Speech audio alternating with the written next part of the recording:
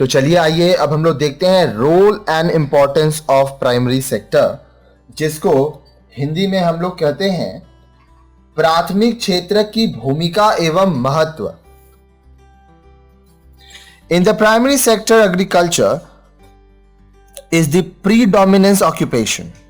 What is the predominant occupation? Agriculture is the predominant occupation in the primary sector and has the largest share in national income.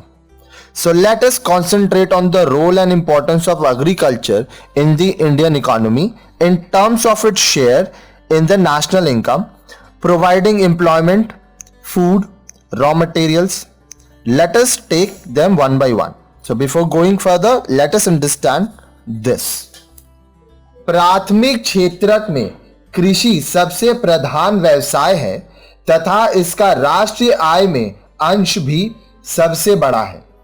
इसलिए हम भारतीय अर्थव्यवस्था में राष्ट्रीय आय में अंश, रोजगार के अवसर, भोजन तथा कच्चे माल के संदर्भ में कृषि क्षेत्र की भूमिका तथा इसके महत्व पर अपना ध्यान केंद्रित करेंगे। आइए अब हम इन्हें एक एक करके पढ़ें। सबसे पहला, शेयर इन नेशनल इनकम, राष्ट्रीय आय में अंश।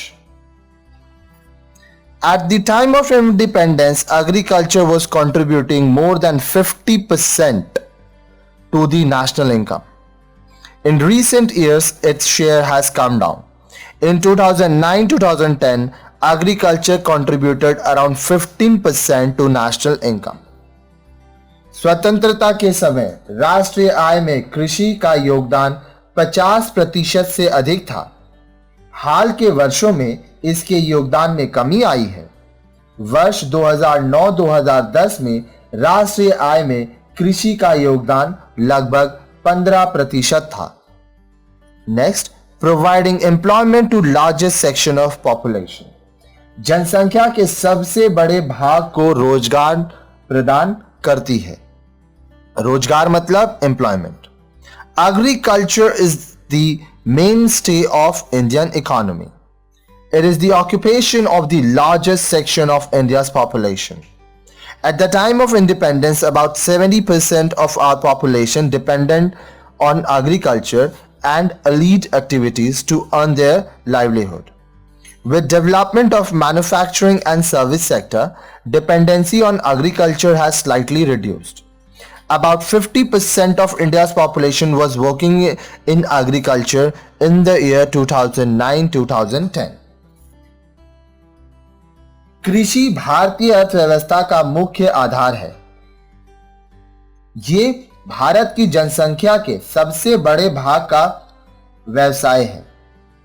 स्वतंत्रता के समय हमारी जनसंख्या का लगभग 70% अपनी जीविका अर्जन करने के लिए कृषि तथा संबंध क्रियाकलापों पर निर्भर था। मतलब अगर आपके देश में 100 लोग थे तो 70 लोग खेती करते थे, कृषि या उससे संबंध रखने वाले काम करते थे। विनिर्माण तथा सेवा क्षेत्र के विकास होने से कृषि पर निर्भरता कुछ कम हुई है। वर्ष 2009-2010 में भारत की लगभग 50% जनसंख्या कृषि में कार्यरत है। तो पहले जहां 70% थी वह अब 50% हो गई है। Next, providing food to millions, लाखों को भोजन प्रदान करती है। Food is the most basic requirement of life. Without agriculture, food production and supply would be non-existent. India's food requirement is not only very high but also increasing every year because of increase in its population. The total food grain production of India in 2008-9 was around 234 million tons. This includes wheat, rice and pulses. भोजन जीवन की सबसे मूलभूत आवश्यकता है। कृषि के बिना भोजन का उत्पादन तथा उसकी आपूर्ति हो ही नहीं सकती। भारत में भोजन की आवश्यकता केवल अधिक ही नहीं बल्कि जनसंख्या में वृद्धि होने के कारण प्रत्येक वर्ष उसमें वृद्धि भी हो रही है। भारत में वर्ष 2008-2009 में खाद्यान्नों का कुल उत्पादन लगभग 2340 लाख टन था। इसमें गेहूं, चावल तथा दालें सम्मिलित हैं। Next, providing raw materials to industries. उद्योगों को कच्चा माल प्रदान करती है। Industries such as sugar, jute, cotton textile, vanaspati, etc. get their raw materials from agriculture. Do you know how paper is made? It requires a special type of grass, bamboo, etc. Without agriculture, paper production is not possible. Look at the food processing industry, which is supplying so many different varieties of packed food items such as pickles, fruit jam, juice, biscuits, bread, semi-prepared food, etc. Food processing industry is operating because of agriculture only. चीनी, jute, कपास, कपड़ा, वनस्पति आदि उद्योगों को कच्चा माल कृषि से प्राप्त होता है। क्या आप जानते हैं कि कागज कैसे बनता है? इसके लिए एक विशेष प्रकार की घास, बांस आदि की आवश्यकता होती है। कृषि के बिना कागज का उत्पादन संभव नहीं है।